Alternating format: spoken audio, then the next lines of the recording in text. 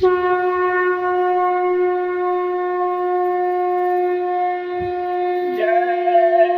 गुरुदेव। जय गुरुदेव। गुरु पूजा में सबकी पूजा, गुरु समान कोई देव न दूजा।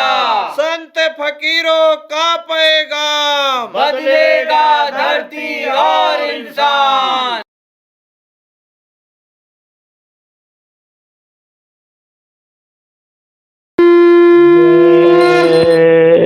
गुरुदेव। पापी हृदय पिघल कर आँखों से निकल आया, इन आंसुओं की माला लो भेंट है तुम्हारी। आया हूँ दाता दर पे, विनती सुनो हमारी।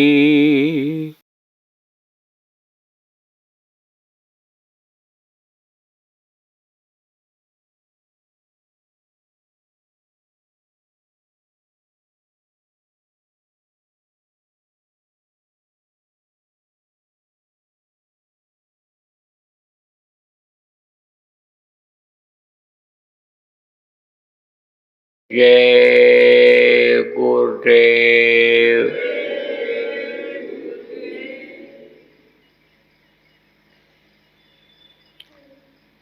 सर्वसमर्थ सर्वत्र स्मरणीय परम पूज्य गुरु जी महाराज, उपस्थित सभी सत्संगी साधक प्रेमी बच्चे एवं बच्चियों, गुरु महाराज की दया हुई और आज 2 सितंबर 2021 को प्रातःकाल के बेला में साधन भजन के अवसर पर जोधपुर आश्रम पर अपने लोगों को एक साथ बैठकर सुमिरन ध्यान भजन करने का अवसर मिला। सबसे पहले प्रार्थना बोली गई। प्रार्थना से क्या होता है कि भाव बनता है। जब जिसकी प्रार्थना की जाती है उसका ध्यान जब किया जाता है तब दुनिया की तरफ से मन हट करके एकाग्र होने लगता है, क्योंकि संत मत में तो गुरु ही सर्वोपरि होते हैं। गुरु ही नैया के पटवार होते हैं। इस जीवन नैया के और जीवात्मा रूपी नैया के भी वही पटवार होते हैं। वो कहीं न फंसे और ये जीवन भी ठीक से चलता रहे, रोटी रोजी की किसी तरह से खाने पहनने की कोई दिक्कत ना हो, तो उसके लिए गुरु किया जाता है। समर्थ खोज करके और फिर उनसे दीक्षा ली जाती है, नाम लिया जाता है, उसकी फिर कमाई की जाती है। तो कहा गया गुरु का ध्यान कर प्यारे, बिना इसके नहीं छूटना। तो गुरु का ध्यान अपने लोगों ने किया। सुमिरन में भी गुरु को याद किया, ध्यान में भी गुरु को याद किया, भजन में भी शुरू में संपुट लगा देते हैं, ध्यान कर लेते हैं गुरु का, पांचों धनियों का, और फिर गुरु का, उसके बाद तब भजन पर बैठते हैं। आखिर में भी ऐसा संपुट कई बार गुरु महाराज ने भी बताया कि लगा दिया जाता है। तो आप समझो प्रेमियों कि मन रुका कहाँ? प्रार्थना में। लेकिन भगा सबका नहीं रुकता है और सबका भगता भी नहीं। जो आदत डाल देते हैं अनसमझो उसकी वैसी आदत बन जाती है। लेकिन ज़्यादातर अगर पूछा जाए कि आप लोगों का मन लगा कि नहीं लगा, तो कहोगे कि मन नहीं लगा। इक्का दुक्का कोई चुप हो जाएगा तो समझो इसका थोड़ा बहुत लग गया। कोई कहेगा रुका भगा, रुका भगा। तो जब तक यानी आदत नहीं डालेंगे प्रार्थना करने की, मन को रोकने की, सुमिरन करने की, तब तक ये कैसे रुकेगा। इसलिए बैठना जरूरी होता है, आदत डालना जरूरी होता है। और प्रातः काल का समय अच्छा समय रहता है, ब्रह्म मुहूर्त जिसको कहते हैं, दिल दिमाग ताज़ा रहता है। शाम को अगर बैठा जाए, बैठा तो जाता है और बैठना चाहिए भी, लेकिन सुबह जो ताजगी शरीर में रहती है, दिल दिमाग में ताजगी रहती है, वो शाम को नहीं रहती है। क्योंकि दिन की बातें भी जो जैसी गुजरी, अच्छा बुरा दिन गुजरा, तो वो यानी शाम को याद आ सकता है। लेकिन रात में सोने के बाद पीछे की बातें, कल की बातें भूल जाती हैं, तो सुबह का समय ये अच्छा रहता है। सुबह अगर घर में भी रहे तो उठ गए, अपना टट्टी मैदान जो भी जिसको शौच कहते हो, लेट्रिन कहते हो करके हाथ पैर धो दिया गया कि जिससे आलस से थोड़ा दूर हो जाए। और उसके बाद में फिर प्रार्थना बोले, अंदर अंदर में ही बोलो, कोई हर्ज नहीं है, लेकिन बोलो जब तब। बीच में बताया गया था आपको, कोई और नहीं रहना चाहिए। कौन रहे? जिसकी प्रार्थना करो, जिसको याद करो वही रहे, और इधर उधर मन न जाए। इसी तरह से सुमिरन में भी यानी समझो आपके मन को रोकने की ज़रूरत होती है। बताएगा कि इस तरह ध्यान लगाना चाहिए। इस तरह से जब सुमिरन करो तो जिसका सुमिरन करो उसका ध्यान लगाओ।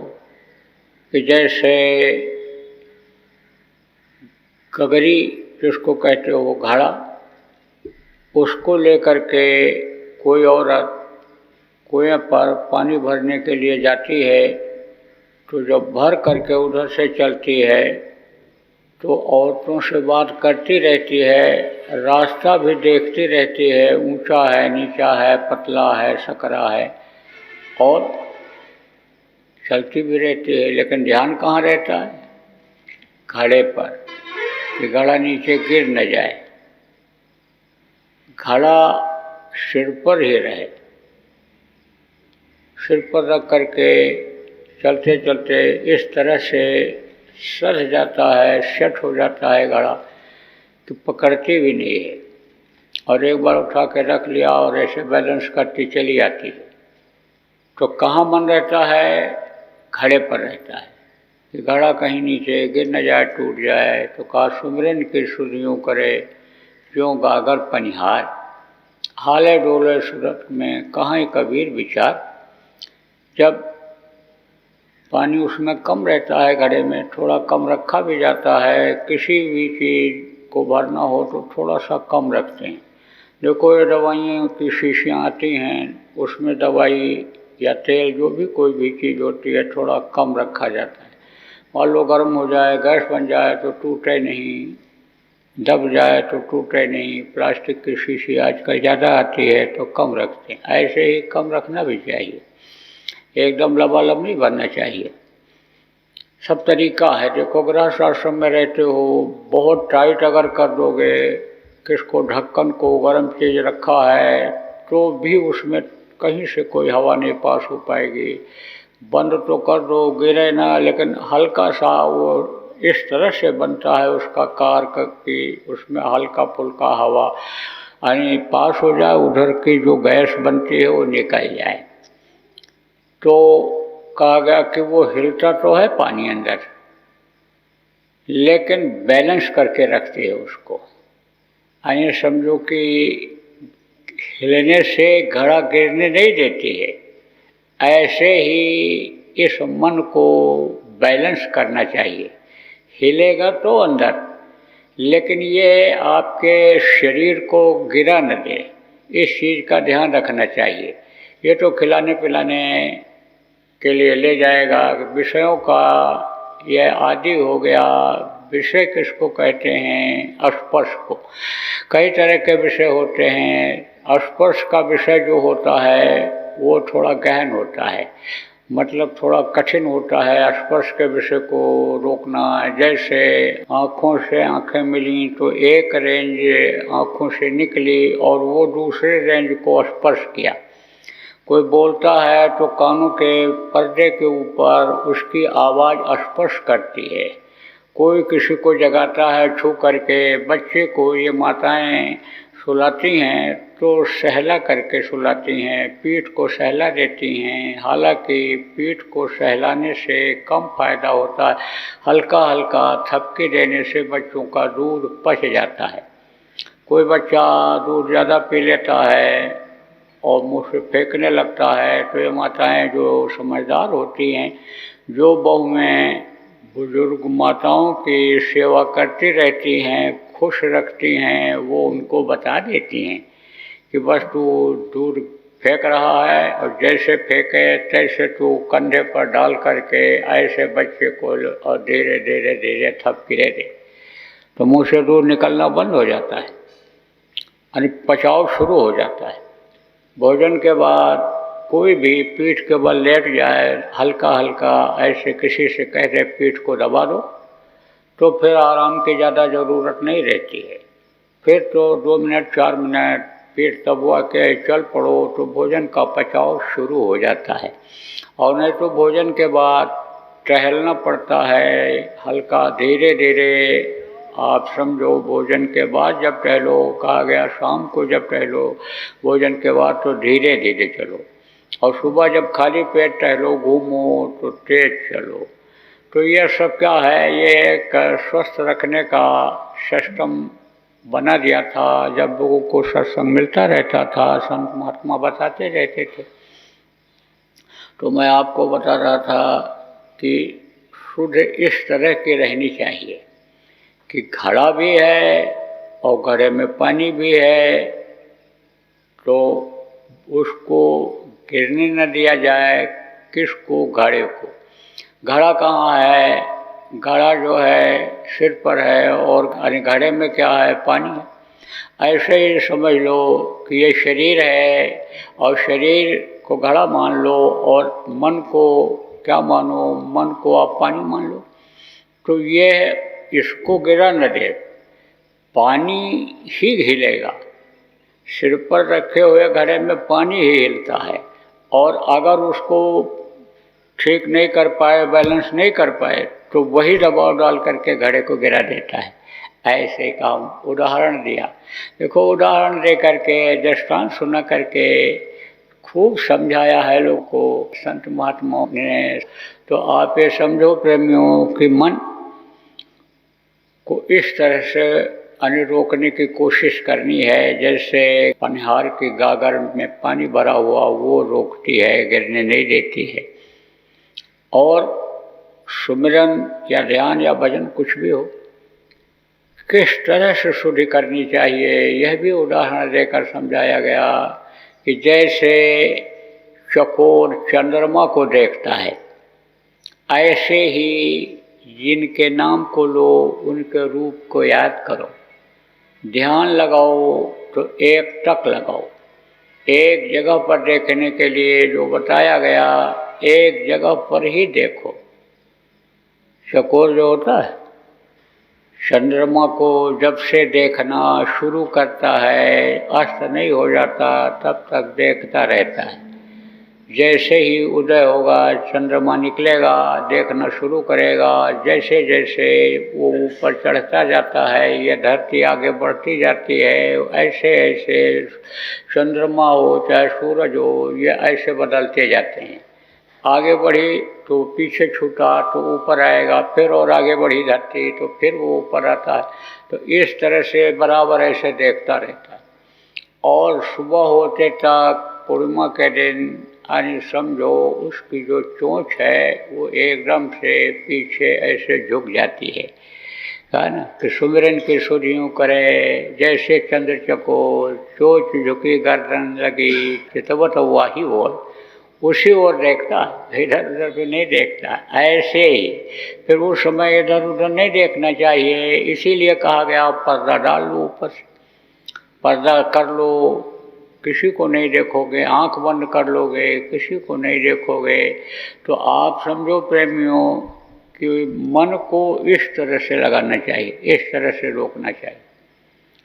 लेकिन अभी आपसे कहा जाए कि मन आपका रुका, अभी फिर बैठाया जाए, आधा घंटा फिर बैठा दिया जाए, फिर पूछा जाए, तो कहोगे नहीं रुका। वैसे कैसे, कोई तो कहोगे वैसे कैसे, वैसे के वैसे भगा, कोई कहोगे हल्का फुल्का महसूस हुआ। तो बैठने से, रगड़ने से, फिर ये यानी समझो इसकी इच्छाओं का दमन करने से ये मरता है, यह रुकता है। और नहीं तो आप देखो जो संत के जीव नहीं रहे हैं उनका मन तो समझो बहुत ही चंचल रहा है। वो तो संतों के पास ही सरसी है, किसको, मन को पकड़ने की, चिमटी जिसको कहते हो, चिमटा जिससे रोटी पकड़ते हो, यानी वो चिमटा किसके पास है? चिमटा संतों के ही पास है। आप समझो कि संत ही मन के उछाल को रोकते हैं, और नहीं तो ये गेंदे की तरह से उछलता है। जैसे बच्चे गेंदा खेलते हैं, ज़मीन पे पटकते हैं तो वो उछलता है, जितनी गति से वो नीचे छोड़ते हैं उसकी दूना गति से वो उछलता है। लेकिन जब हाथ ऐसे लगाने का तरीका मालूम हो जाता है बच्चे को, नीचे फेंकता है, जैसे ऊपर आने लगता है तैसे फिर ऐसे दबा देता है। जब तरीका मालूम हो जाता है दूध उबालने का कि दूध अगर तेज आंच हो जाए, उबलने लग जाए तो 2 बूंद पानी डाल दो तो बैठ जाएगा। ऐसे ही जब ये उछाल मारने लगे तब क्या करना चाहिए? मन के कहे करो मत कोई, और जो गुरु कहें करो तुम सोई। उस समय पर गुरु का ध्यान करना चाहिए, गुरु से प्रार्थना करना चाहिए कि मेरे मन को आप रोको, मेरे मन को आप संभालो। अब मेरा मन विचलित हो रहा है, आपके रास्ते से, आपके पथ से, आपकी मर्यादा से अलग हो रहा है। तो उस समय पर गुरु रोकेंगे, मदद करेंगे। नहीं कुछ होगा, बीच में कोई आ ही जाएगा, कोई न कोई चीज़ आपको बहाने से यानी आ करके रोक देगी और आपके मन का वेग यानी ये रुक जाएगा। देखो प्रेमियों, अच्छे अच्छे लोग जिनको कहते हैं वो लोग भी यानी समझ लो कि मन के चपेट में आ गए। पिछले दिनों में आपको बताया भी गया था। आप ये समझो कि जब संत आए तो संतों ने यानी समझो कि इधर का ये सब खत्म कर दिया, क्योंकि इसमें बहुत समय लगता है उनको याद करने में, उनको पुकारने में, और मन को रोकने में, और मन को विषय वासनाओं से हटाने में समय लगता है बहुत। और इस समय पर घोर कलयुग चल रहा है। आप ये समझो कि इस समय पर पूरे विश्व में 80% से भी ऊपर लोगों के हत्या का पाप लगा हुआ है। हत्या का, कौन सी हत्या? जीव हत्या का। अच्छा कर्म जो करता है कहते हैं पुण्य मिलता है, उससे पुण्य का फल मिलता है। और जो पाप करता है यानी समझो बुरा कर्म करता है उसके ऊपर पाप लगता है। अब आप देखो कि धाराएं यहाँ बनी हुई हैं, यहाँ का कानून बना हुआ है। क्या बना हुआ है कि जो हत्या करता है उसको भी पाप लगता है, और जो बंदूक देता है हत्या के लिए उसको भी सजा मिलती है, और जो योजना बनाता है कि इस तरह से तुम जाना और घर से जब निकलेंगे एकांत में पहुंच जाएंगे तब बंदूक से मारना, तो ये सब सजा के भागी हो जाते हैं। ऐसे सब लोग सजा के भागी हो रहे हैं, चाहे जान में हो रहे चाहे अनजान में हो रहे। कोई जान के किसी को मरवा देता है वो भी हत्या का भागीदार हो जाता है, और मरवाने वाले के साथ में जो रहता है वो भी उस कानून के दायरे में आ जाता है कि तुम इसके साथी हो, इसका साथ दिया तुमने, इसका साथ किया तुमने। तो अब आप ये समझ लो कि ये बड़ा गहन विषय है, इसको प्रेमियों आपको समझने की जरूरत है कि हत्या जिसने किया, जीवों को जो मारता है, काटता है, लाता है, खाता है, खिलाता है, और जो उसका साथ करता है, उससे जो जुड़ा हुआ है, उसके बर्तन में जिसमें मांस पकाया गया खाता है, उसको खुशी होती है कि हम दावत दे रहे हैं, हम बुला रहे हैं, इनको जा रहे हैं, खा रहे हैं, सब हत्या के भागीदार बन जाते हैं। मांस खाना बहुत बड़ा पाप बताया गया। मांस लोग कहते हैं कि मांस खाओगे शरीर बन जाएगा, तंदुरुस्त हो जाएगा, हृष्ट हो जाएगा। बहुत से अज्ञानी डॉक्टर हैं जिनको नहीं जानकारी है, कहते हैं अंडा खाओगे ताकत आ जाएगी, शरीर बन जाएगा, शरीर के अंदर ताकत आ जाएगी। अब शरीर तो सूखी रोटी से भी चल सकता है, इसमें भी ताकत रहती है, लेकिन जो शरीर सूखी रोटी से, सादा खाना खाने से, शाकाहारी खाने से चलता रहता है, उससे जब ज्यादा ताकत उसमें आ जाती है तब मन किधर ले जाता है? विषयों की तरफ ले जाता है। अब जो मांसाहारी हैं, मांस जब खाने लगे, ताकत जब बढ़ने लगी, आप ये समझो कि मांस पकने में जब आने समय लोग की दिक्कत हुई, क्योंकि मांस गलता नहीं है।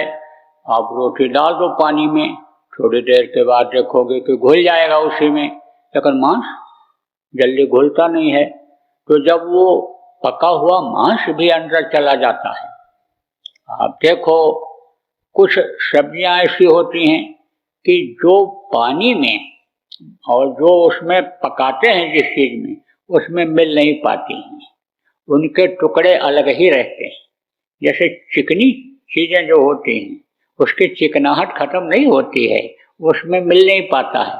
तो पेट में जब वो चला जाता है तो अंदर घुलने में दिक्कत होती है, आप ये समझो जल्दी पचता नहीं है। तो शराब किस चीज से बनाते हैं? अल्कोहल से बनाते हैं। उसमें ऐसी चीज रहती है कि जो पेट में पड़ी हुई चीज को जल्दी से घुला देती है। मतलब शराब पीने लगे मांस को गलाने के लिए, मांस को शरीर के अंदर पचाने के लिए। अब जब शरीर के अंदर जब शराब गया तो बुद्धि खराब हो गई, और उधर जो अलग से ताकत मिली मांस खाने के आने से, ताकत शरीर को जो मिली, तो बुद्धि खराब हुई। तो आदमी अपने नियत को खराब कर लिया, दूसरे की औरतों की तरफ नजर चली गई, बाजार के औरतों की तरफ चला गया, और वहां पर अपने जो कीमती और जो शुद्ध सात्विक शुक्राणु थे उनको उधर फैला दिया, उधर फेंक दिया। इधर मांसाहारी समझो अपने शुक्राणु को जब दिया उसको, अपनी औरत को, और उससे बच्चा बना, तो वो जो शुक्राणु हैं वो सारे के सारे बच्चे के शरीर में उसी तरह से फैल गए जो उस तरह के थे। आप ये समझो कि जो ऐसा भाव रखते हैं कि एक कोई अच्छा संतान पैदा हो जाए, ध्रुव जैसा पैदा हो जाए, भरत जैसा पैदा हो जाए, प्रहलाद जैसा पैदा हो जाए, राम जैसा पैदा हो जाए, रहीम जैसा पैदा हो जाए, मोहम्मद जैसा पैदा हो जाए, कृष्ण जैसा पैदा हो जाए, भगत सिंह, चंद्रशेखर अशफाकुल्ला खान जो देशभक्त थे, महात्मा गांधी जैसा पैदा हो जाए, जो इसके भाव जिस तरह से रहते हैं उसी तरह के बच्चे पैदा होते हैं। और जो काम वासना बस अन्य समझो कि बच्चा पैदा करते हैं, आप समझो उनके बच्चे उसी तरह से यानी व्यभिचारी प्रवृत्ति के यानी पैदा होते हैं। तो मनुष्य जो है वो पशुओं से भी अन्य समझ लो कि बदतर जिसको कहते हैं वो हो गया, अन्य समझ लो कि पशुओं से भी एक तरह से नीच प्रकृति में चला गया। अब आप ये समझो कि ऐसे समय में ये चीजें आध्यात्म और धर्म कर्म लोगों के समझ में क्या आ सकता है? वो तो बस वही पसंद करेंगे कि बस भगवान का नाम ले लो और पूजा पाठ जैसे लोग करते हैं ऐसे कर लो।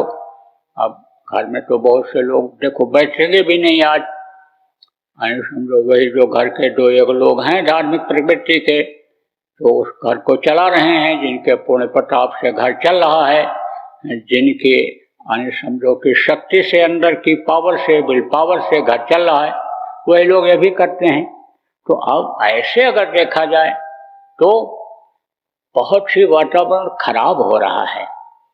अब ऐसे समय में अगर लोगों का खान पान नहीं सुधरा, चाल चलन अगर नहीं सुधरा, तो न तो देवता को समझ सकते हैं न भगवान को समझ सकते हैं।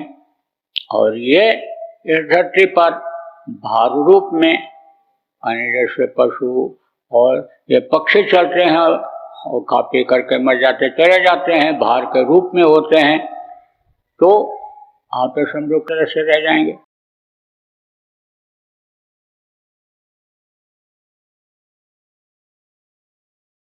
तो प्रेमियों कहते हो ना कि मन नहीं लगता है, मन किधर जा रहा है, उस पर विचार करो।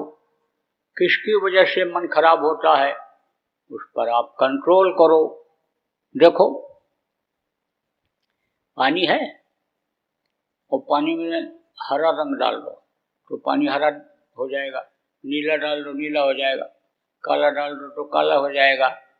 ऐसे ही इस पे मन के ऊपर जिस तरह का रंग डालो उसी रंग में यह रंग जाता है। आप समझो कि इस शरीर के अंदर अगर शुद्ध चीज डालोगे, सात्विक चीज डालोगे, फल फूल मेवा मिष्ठान अन्न अगर आप डालोगे तो उसी तरह से खून बनेगा, उसी चीज का खून बनेगा और उसी तरह की फिर बुद्धि होगी। जो मांसाहारी होते हैं, आप ये समझो कि पशु पक्षियों का मांस खाते हैं, उनका अंडा खाते हैं, मछली खाते हैं, यानी उनकी बुद्धि कामी क्रोधी हो जाती है, लोभी लालची हो जाती है, परमार्थी नहीं रह जाती है। आप ये समझो, इसीलिए संतों ने ये कहा कि शाकाहारिता लाओ। आप ये समझो कि बहुत पूजा पाठ करो, बहुत जप तप करो और मन पर कंट्रोल नहीं है तो शरीर समझो मन के हिसाब से ही चलता है तो शरीर से अपराध हो जाएगा, शरीर से पाप हो जाएगा और वो छूट जाएगा। इसी में फंस जाओ, शरीर को पाप कर्मों में ही आप लगा दोगे, परमात्मा को भूल जाओगे। इसीलिए संतों ने कहा कि भाई शाकाहारी रहो। इस समय पर प्रेमियों शाकाहारिता का प्रचार जोर शोर से होना चाहिए। और नवरात्र में जो लोग धार्मिक विचारधारा के आप हैं, आप तक मेरी आवाज ये पहुंचे तो आप खुद भी शाकाहारी रहो और दूसरे को भी शाकाहारी बनाओ। आपके पूजा पाठ और गृहस्थी के कार्य से जो समय बचे, नहीं भी बचे तो आप निकालो और एक अभियान चलाओ शाकाहारिता का। आप बहुत से लोग मांसाहारी हो लेकिन पूजा पाठ करते हो, नवरात्र में लोग करते हैं, अनुष्ठान लोग करते हैं, यह नियम पहले से बना रखा है, तो इस समय पर तो नहीं खाते हैं, लेकिन दूसरों से कहते भी नहीं हैं कि मत खाओ। दूसरों से कहने में क्यों शर्म रखते हो, क्यों शर्म करते हो कहने में, जब आप शाकाहारी हो। और हम तो यही निवेदन प्रार्थना आप लोगों से करेंगे, जो मांसाहारी लोग हो लेकिन आप अपने को धार्मिक मानते हो, आप किसी भी देवी देवता की पूजा करते हो, भगवान राम की करते हो, भगवान कृष्ण की करते हो, आप नानक देव जी गुरु की पूजा करते हो, आप कबीर साहब की करते हो, आप जितने भी अन्य समझो कि धार्मिक लोग हो, अपने को धार्मिक कहते हो, अन्य धार्मिक वेशभूषा बनाए हुए हो, साधु हो, महात्मा हो, मठाधीश हो, मंदिर के पुजारी हो, कथावाचक हो, कथा सुनाने वाले, सत्यनारायण की सुनाने वाले, आप भागवत सुनाने वाले, गीता सुनाने वाले, जितने भी लोग हो, आप लोगों से मेरी यह प्रार्थना है कि आप लोग कम से कम 9 दिन तो शाकाहारिता पर बोलो। अरे बाकी तो मुंह बंद कर लेना कि चेला नाराज ना हो जाए, श्रोता नाराज ना हो जाए। अरे भाई, सचु वैद गुर 3 जो अप्रिय बोले भयास, राज धर्म तन 3 कर होए बेग है नाश। अगर राजा का मंत्री मुंह देखी बात करे, राजा को सही दिशा न दे, सही सलाह न दे, तो समझ लो राज खत्म हो जाता है। वैद्य अगर मरीज के मन के मुताबिक खाने को बता दे, तो मरीज तो जो चीज नुकसान करने वाली होती है वही मांगता है, उसकी इच्छा वही चीज खाने की होती है, तो मरीज मर जाएगा। परहेज अगर नहीं बताएगा वैद्य तो नाश हो जाएगा शरीर का। सचु वैद्य गुरु, और जो गुरु का काम करते हैं, जो उपदेश करते हैं, जो बताते हैं, समझाते हैं, सच पतलाते हैं, धर्म कर्म सिखाते हैं, आत्मा परमात्मा का कल्याण का रास्ता बताते हैं, कराते हैं, वही लोग अगर समझ लो मुंह देखी बात करने लग जाएं कि जैसा लोग चाहते हैं उसी तरह से बता दो।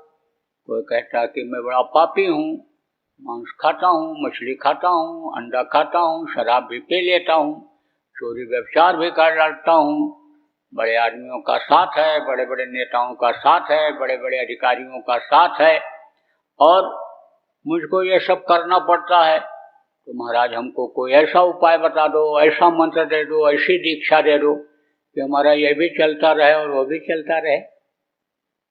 तो अब अगर ये जो गुरु का काम करने वाले आप लोग हो, आपने अगर उसके मुंह देखी बात करी, बोले कोई बात नहीं है, समझ लो उसके पाप से आपको दबना पड़ेगा, कर्मों से दबना पड़ेगा।